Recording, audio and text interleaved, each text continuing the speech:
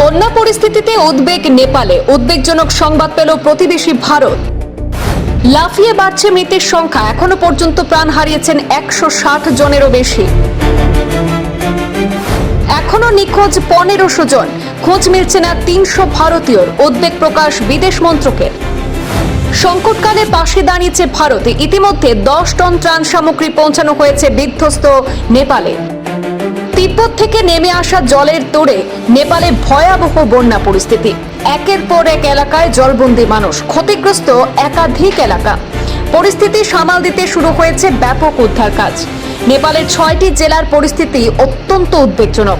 বহু মানুষ ঘরবাড়ি হারিয়ে আশ্রয় শিবিরে আশ্রয় নিয়েছেন।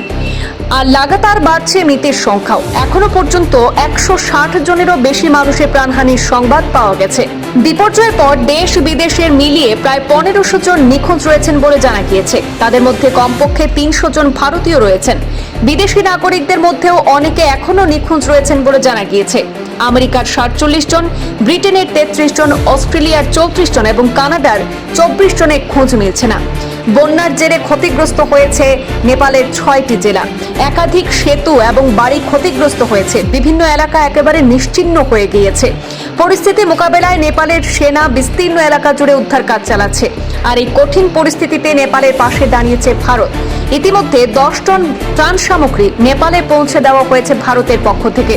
এছাড়াও উদ্ধার কাজ এবং ত্রাণ তৎপরতার মধ্যে পরিস্থিতির দিকে নজর রাখছে দুই দেশের প্রশাসন।